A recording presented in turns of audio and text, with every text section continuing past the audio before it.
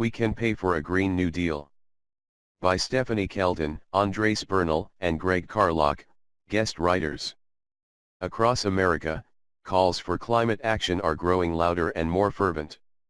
As Naomi Klein wrote this week, we have been waiting a very long time for there to finally be a critical mass of politicians in power who understand not only the existential urgency of the climate crisis, but also the once-in-a-century opportunity it represents.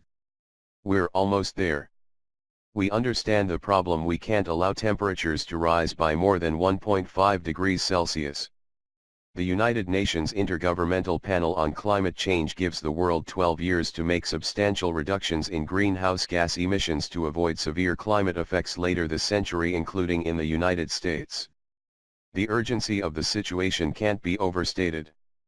We have momentum. Incoming Democrats, like Representatives-elect Alexandria Ocasio-Cortez of New York and Rashida Tlaib of Michigan, are building support for an ambitious climate plan, and more than 15 members of Congress are calling for a select committee with a mandate to draft comprehensive legislation, a Green New Deal. We have the outline of a plan. We need a mass mobilization of people and resources, something not unlike the U.S. involvement in World War II or the Apollo moon missions, but even bigger.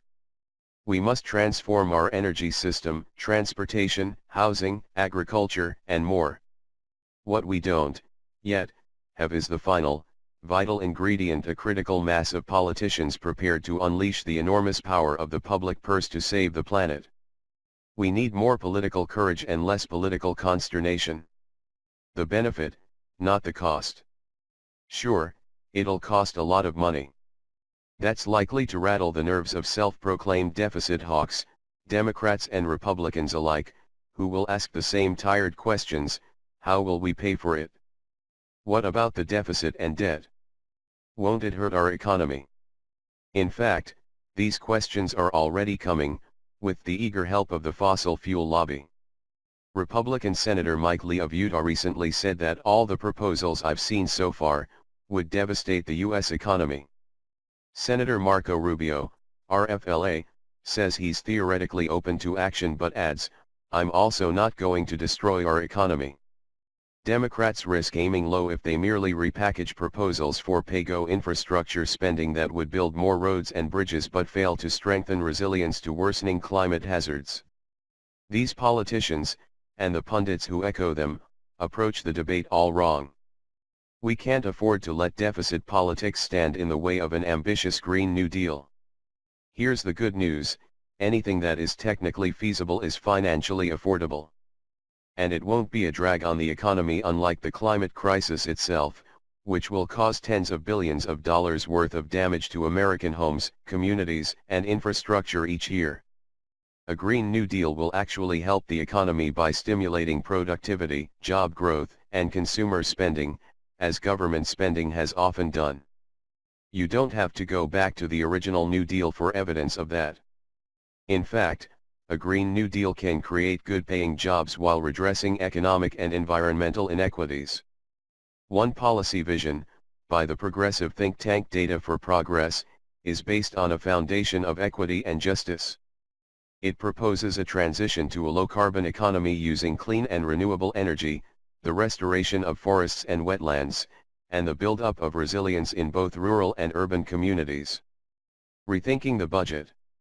To save the planet and fix historical inequities, however, we must change the way we approach the federal budget. We must give up our obsession with trying to pay for everything with new revenue or spending cuts. Are taxes an important part of an aggressive climate plan? Sure. Taxes can shape incentives and help change behaviors within the private sector.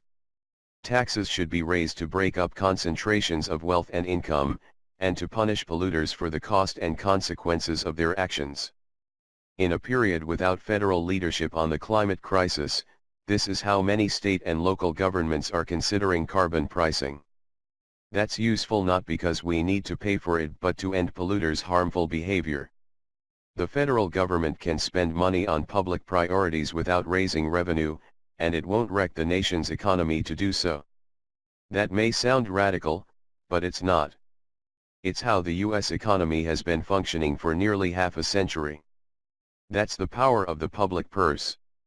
As a monopoly supplier of U.S. currency with full financial sovereignty, the federal government is not like a household or even a business. When Congress authorizes spending, it sets off a sequence of actions. Federal agencies, such as the Department of Defense or Department of Energy, enter into contracts and begin spending. As the checks go out, the government's bank, the Federal Reserve, clears the payments by crediting the seller's bank account with digital dollars. In other words, Congress can pass any budget it chooses, and our government already pays for everything by creating new money. This is precisely how we paid for the first New Deal. The government didn't go out and collect money by taxing and borrowing because the economy had collapsed and no one had any money, except the oligarchs. The government hired millions of people across various New Deal programs and paid them with a massive infusion of new spending that Congress authorized in the budget. FDR didn't need to find the money, he needed to find the votes. We can do the same for a Green New Deal. We must give up our obsession with trying to pay for everything with new revenue or spending cuts. Despite lawmakers' stated fears, larger public deficits are not inherently inflationary. As long as government spending doesn't cap out the full productive capacity of the economy, what economists call full employment, it won't spin prices out of control. Inflation isn't triggered by the amount of money the government creates but by the availability of biophysical resources that money tries to go out and buy, like land, trees, water, minerals, and human labor. The deficits that matter.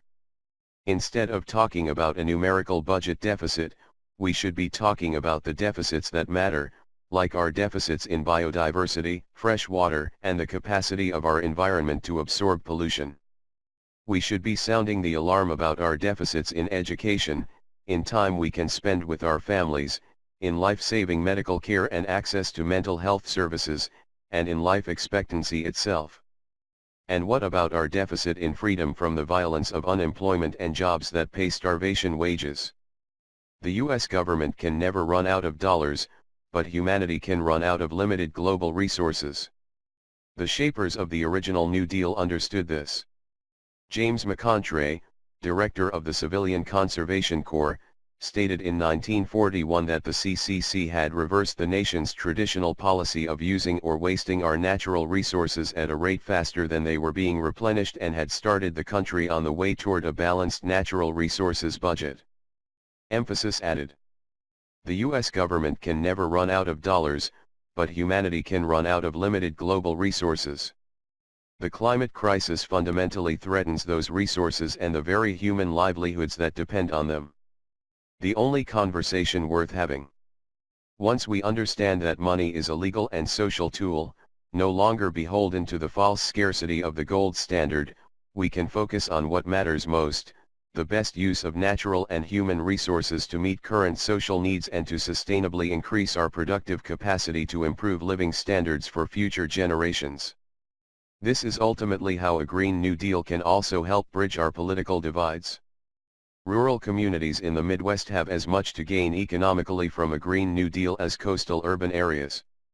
We can ensure farm bill subsidies help American farmers earn a good living by simultaneously feeding the nation, generating renewable energy and capturing carbon in soil. We can also boost manufacturing and construction jobs by retrofitting buildings, electrifying transportation, and hardening our shoreline communities against sea level rise.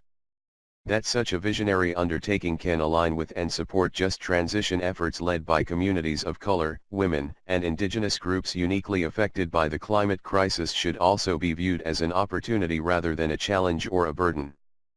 Politicians need to reject the urge to ask how are we going to pay for it, and avoid the trap when it's asked of them.